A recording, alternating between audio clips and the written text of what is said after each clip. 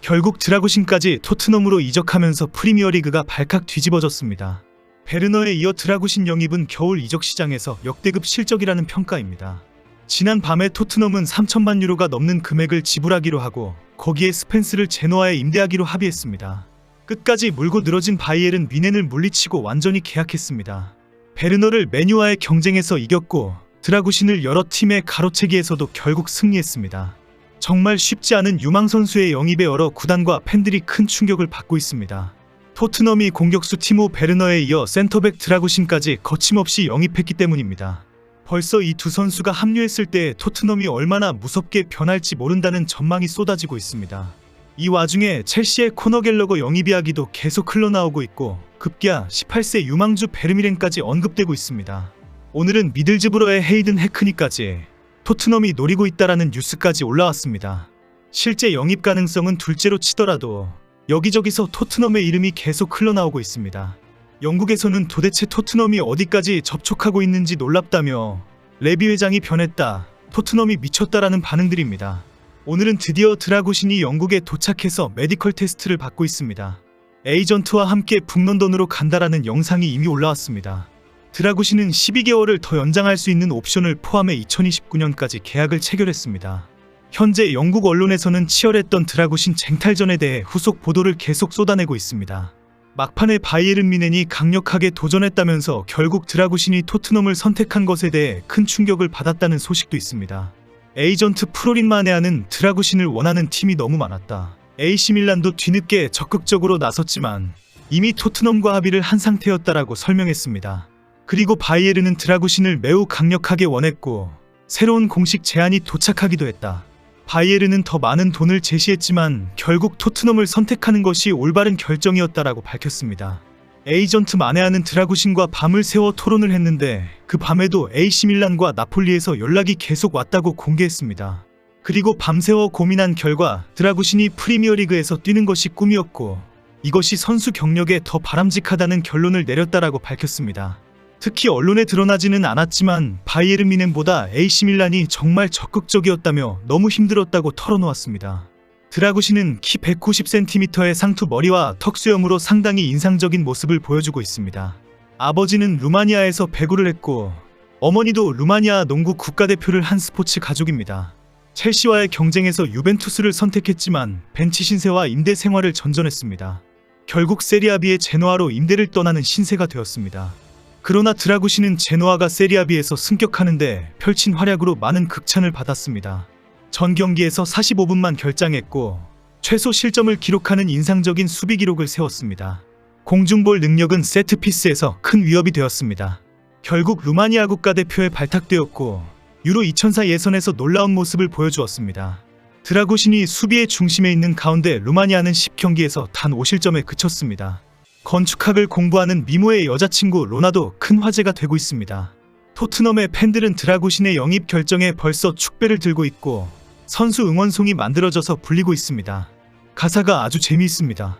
그는 릴리 화이트를 입고 토트넘에 왔다. 바이에른을 바로 거부했고 그는 뮌헨이 빌어먹을 놈이라고 생각했다. 그는 로봇처럼 만들어진 멋진 루마니아 사람이다. 그의 이름은 라두 드라구신.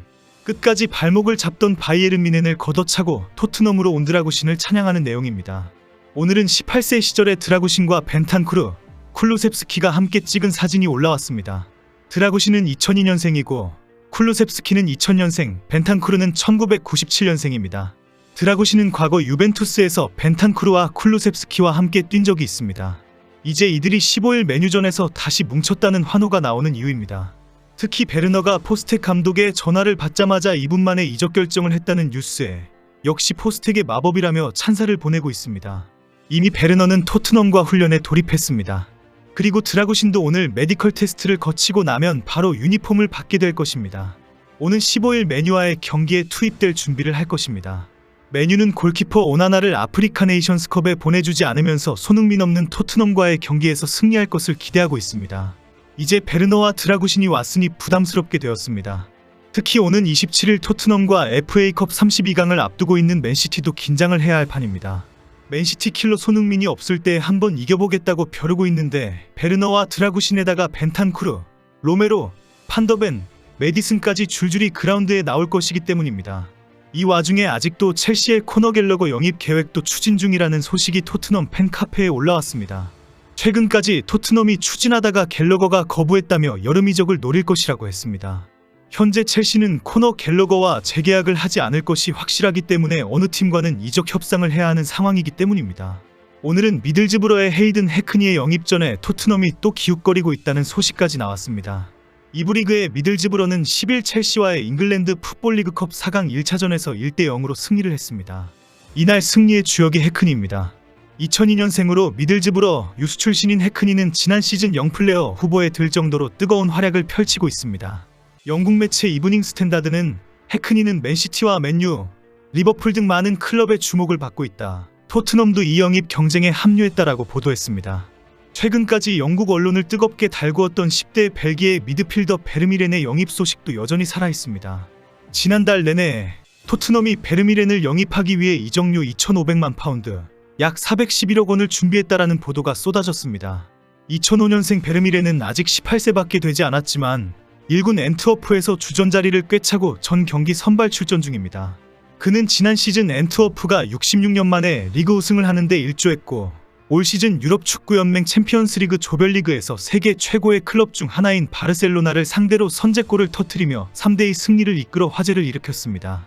영국 축구 매체는 토트넘이 우도기를 영입했을 때처럼 베르미렌과의 계약 후 다시 앤트워프에 임대하는 형식을 취하고 합류하는 방식을 택할 것이라고 보도했습니다.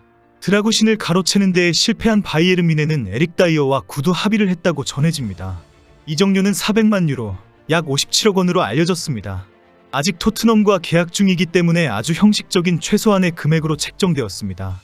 다이어를 좋아하는 토트넘 팬들은 57억 원에 팔려가는 모습에 속상해하고 있을 정도입니다. 그러나 아직 일부에서는 바이에른 뮌헨이 에릭 다이어와 노르디 무키엘레를 놓고 고민 중이라는 소식도 들리고 있습니다. 빨리 토트넘을 떠나서 뮌헨으로 가고 싶어하는 다이어만 애가 타는 상황입니다.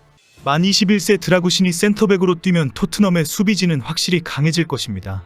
로메로와 판더벤, 드라구신이 지키는 센터백은 프리미어리그 최강이 될 것이 확실합니다. 이제 벤탄쿠르와 메디슨이 돌아오고 손흥민과 베르너까지 뛰기 시작하면 리그 우승까지 기대할 수 있습니다. 벌써 영국 매체에서는 토트넘이 리그 4위 안에 들어갈 수 있다라는 전망까지 나오고 있습니다. 토트넘이 우승하겠다고 작심한 분위기입니다. 시즌 초반에 토트넘 기세가 돌아왔으면 좋겠습니다. 손흥민이 돌아오는 2월에 토트넘도 정말 기대가 됩니다.